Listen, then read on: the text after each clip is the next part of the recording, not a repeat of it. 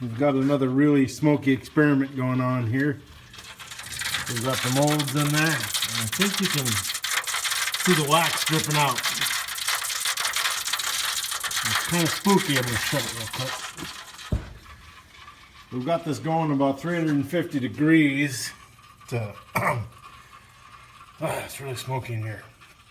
I really should rig up a pipe from that vent to where my old rocket stove used to be. But pretty much what we got to going on here is we're doing the treatment for this at 350 degrees.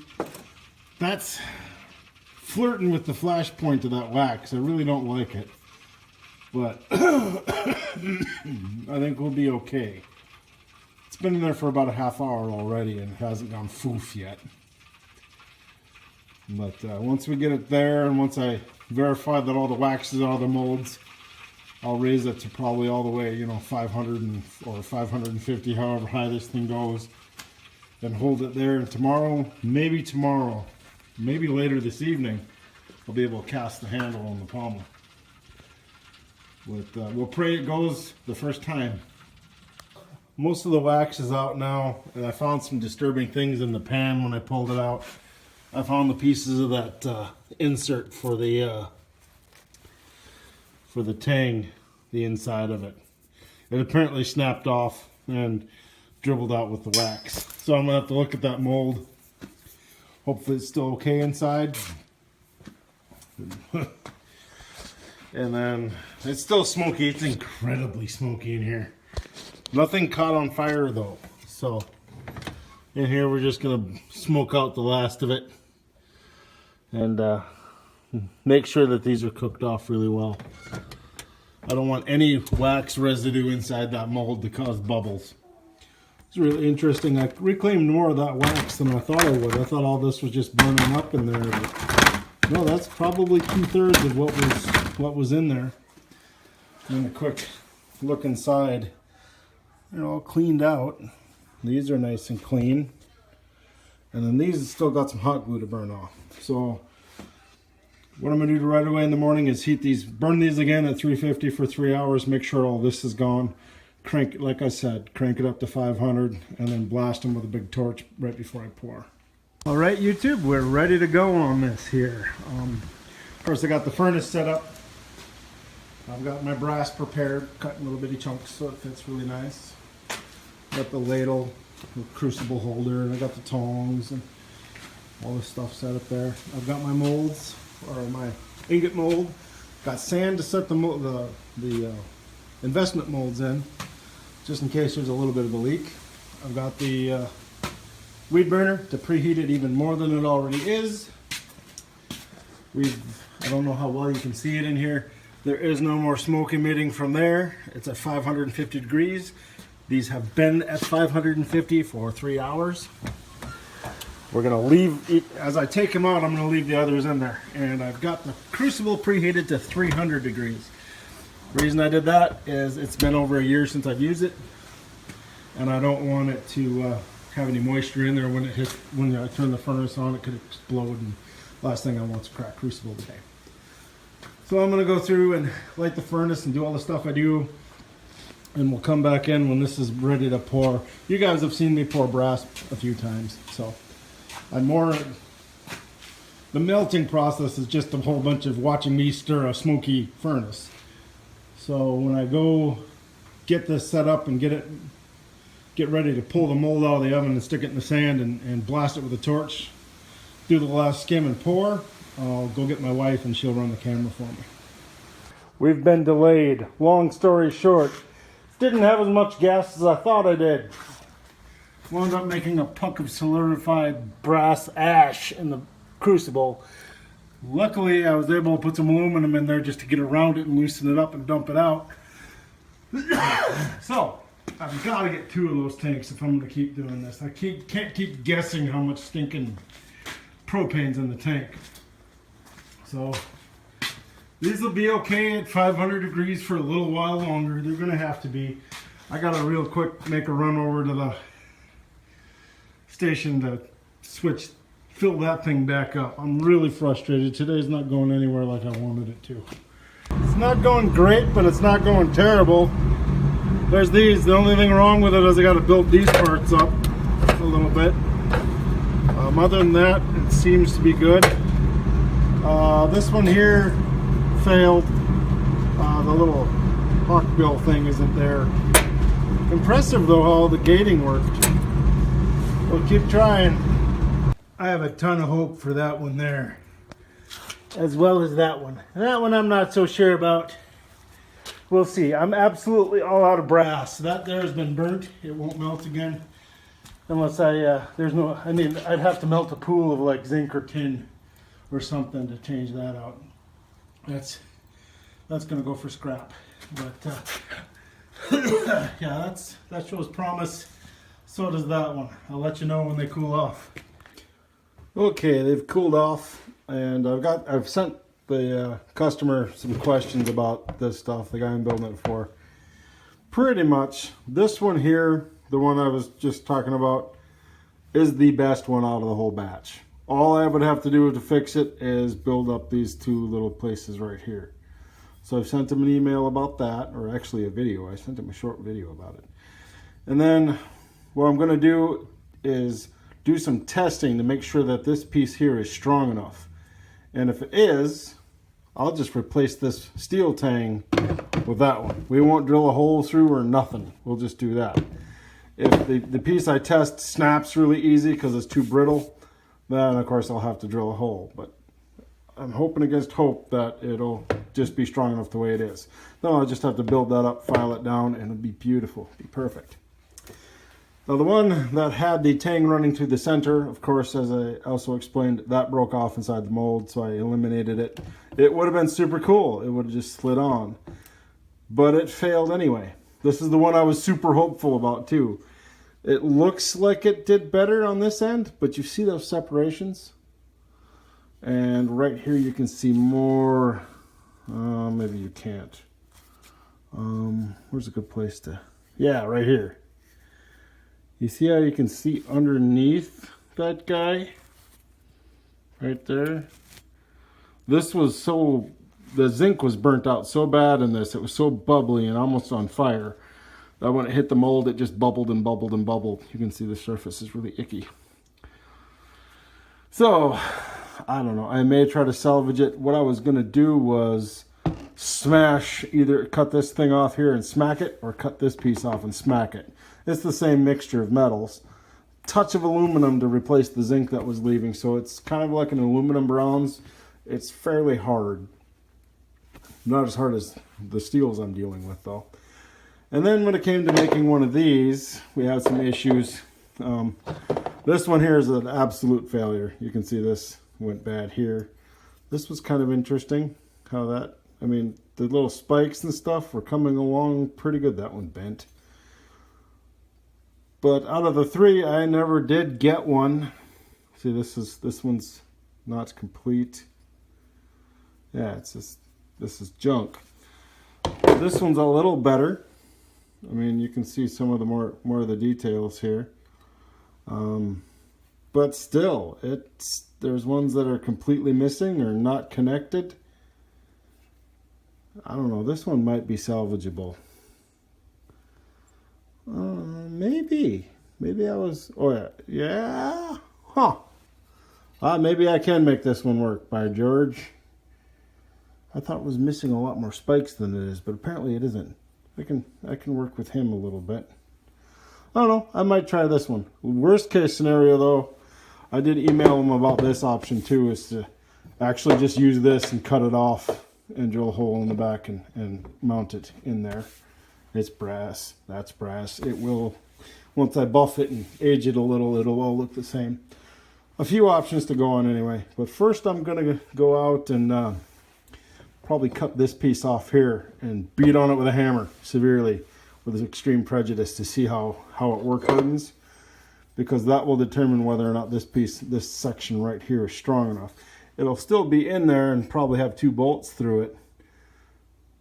But it's, you know, I want to make sure it doesn't just snap off right there when he goes to do anything with it, if he chooses to. All the time into that, it shouldn't just be a wall hanger. You should be able to smack something or stuff it through a sheet, not a sheet, but cram it through some chainmail like that or something. I learned something interesting when I was cutting the end off. The pressure I put on, I don't know if you can see it that well, but the pressure I put on it with the grinder made this slowly bend. So I cut the piece off, it's down there in the bucket, and I pounded on it, and it didn't shatter like some aluminum bronze will. So it's soft enough, but it's too soft, it'll bend. So I have to cut this guy off and drill out the handle core, just like I would if it was wood, which is risky and scary. But while that's still on there, I'll throw it in the vise and use that as a way of hanging on to it while I braze these back up. That way I got something nice to clamp it so I can do a really nice job with it. So, oops. Okay, so those are built up. This one and this one. Don't want to touch them, they're still hot. Took a little while to get it to preheat because it's such a, well, all the detail on the handle is almost like a radiator, so it sucks heat out of the flame. But as you can see on the end, they're all pretty much the same size. I got to go in now with files and other die grinder and stuff and clean that up. And after I do that, I'll cut the end off, and then I have maybe a trick up my sleeve. I have a friend who has a lathe and a mill. I'm going to see if he can bore a hole through the middle of it for me on his lathe. Just get me a start for where I can put the tang in. I don't know, but I'll talk to him a little bit. Maybe he can even mill kind of a taper in one end so that I can get this handle on here in the next 2 or 3 days here. That being said, let me see here. Yeah. That being said, next I might try to clean up one of those pommels and try to do the same thing to build out the little spikes that didn't quite make it. I might be able to save one of those yet. But of course the blades over here, working on him, getting the final finish put on it. Kind of got a good start on it. Of course, that's going to be blued when it's done. So, yeah, it's coming together. Okay, here we've got these little sides, and I was concerned about grinding through the welds, so I'm going to do a series of plug welds to keep them from separating. Then it doesn't matter how much I polish off the outside; they're connected. So, this one here, though, I might do some more plug welding on him. Maybe, well, I don't know if I can fit anymore. Maybe one over here, maybe one over here. Because this one's got the handle connected to it. So he needs to be super strong. But there's that. And I ran into a snag here with the handle. Probably still too hot to touch. But when I was polishing it, I kind of gouged out right here. So I filled that up with some braze. But I got it pretty much, do it hurt me? I've got it very concentric looking. I just need to finish polishing. And like I said, I gouged it there, so I got to polish that brass down. And then over here, we've got this guy. I was able to build up this one. I can grind him down. And then I was able to put a little bit more of a hook on there. So I think I'll be able to salvage this one. Okay, here's the polished up and pretty much cleaned up casting for the hilt. I've got to get a hole down the middle of it yet, and so I'm going to take some measurements off the tang in the garage there and go call my machinist friend and see if he can chuck this in a lathe and at least get me a bore going, through. Well, we've got a hole. It's a little off kilter, but as crooked as this thing actually is from the casting, and you can see it's a little oval, it did pretty good for what we have going on here. It's undersized to the tang, so I can carve out some wherever I need it on this side and this way and this way. But yes, much safer than trying to do it by hand. I was really worried about something going sideways and coming out down here. Okay, we've done some work on the action here. First of all, notice how they stay open? That's because there's a little spring down inside here. See if I can get a good view. A little spring down inside there, inside of a pocket.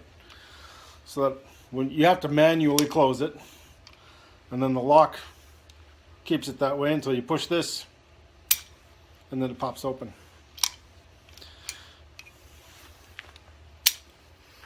So that's been achieved.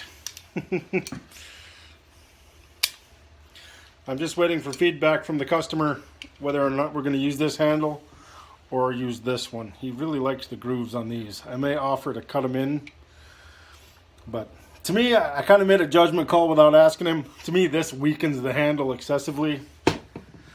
To him, it was part of the idea he had for a grip during its usage. So we'll figure that out in the meantime. But there's it is open.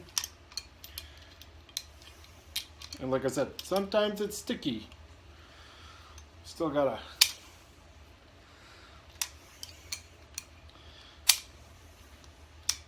we'll have to set the tension on these just right, because if you screw these screws too tight, that doesn't want to work at all. So we'll have to use Loctite and set the tension just right. But there's kind of been playing with it for a while here, and the more I work it, the smoother it'll get. I did put a little bit of oil in there. But from here, and it's kind of a question whether how the customer wants it to look. The reason I wanted this to be brass is, one, it's stronger. Two, this plate is going to be brass brushed to match the handle. The quillions, the switch parts, and the blade are going to be blued black, so that it'll really pop. And then of course the pommel will be brass as well. But we'll see when the next few weeks or the next 2 or 3 days what he gets back to me with, and that'll determine what it looks like. We've got a, I think, 100 grit polish on this. I'm going to take a file and hone the edges, and then maybe we'll see how bad the marks are. I might scuff that back to 100 grit, and then this will be ready to blue in the oven. Got some other pieces, they're on the kitchen table, they're going to be cleaned up to be blued as well. And then over here we've got these guys. These are going to get hit with a brass brush to make them look like brass. As much down here, it doesn't matter so much because that will be glued into the handle, but yeah, we'll clean those. Those are all cleaned up. It's coming down to the end here. We'll just get this as sharp as we can. So that's kind of the process. Wash it with soap, set it over there, wash the tools with soap, wash everything with acetone, dry it off real good, because I don't want to, put flammable things in the oven. And then while all that's going on, I'll have that preheated to 200 degrees. I'll put all those in, get them good and warm. Run my water over here for the cold. Pull them out one at a time, blue them up. I'm not going to record all of it. And then once we get the bluing kind of established, I'll show you that. Then we'll head out and we'll brush the brass on those other parts. There's the contrast between the two. This one here has been brassed. The one on the vice grips hasn't yet. It's beautiful. It's going to look so good with that black oxide finish. Okay, I'm going to start assembling here. Got all the little pieces. Can't really see the scope of what I'm doing until we back up here probably. Here's the blade and that wonderful black oxide contrasted with the brass. It'll look pretty cool. So I'll begin here. It's kind of a... trying to think of how to do it. There's a certain kind of a step process to it, I suppose.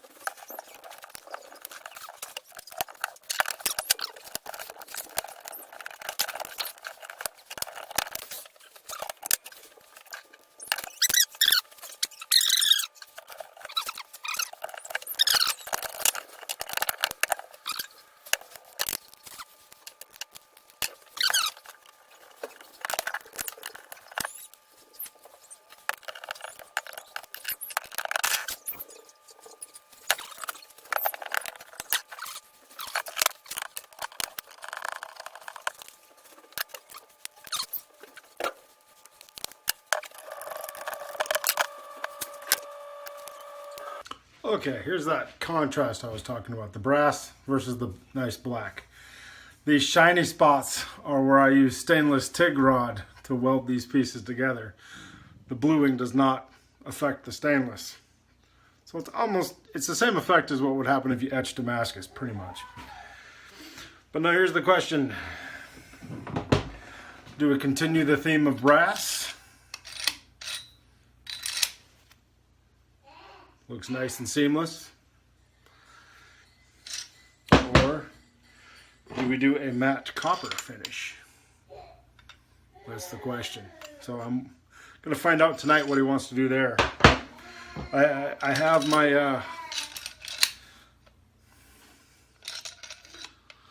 my personal bias, but with the brass handle, this is going to be 8 1/4 pounds. With the aluminum handle, it's going to be 7 1/2. So it's, like I said, it's 3/4 of an inch thick 01 tool steel at the ricasso here. So it's not a small knife. There's as much material in this as in a claymore. It's insane how big this knife is. And then I've got one of these cast out in the shop. I got to clean that up too. And I'm going to do that while I'm waiting for him to get back to me. And then we'll decide what to do. But yeah, we can close it. And then you push the button.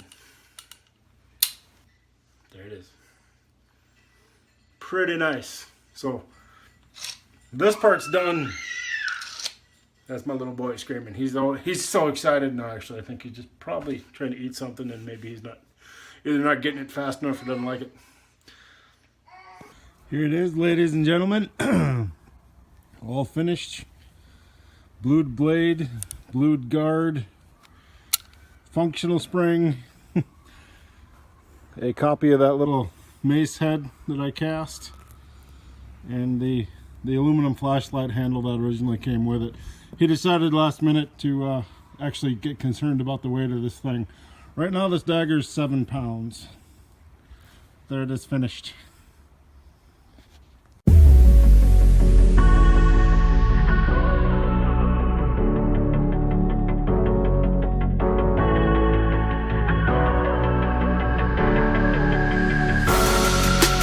Better off as strangers.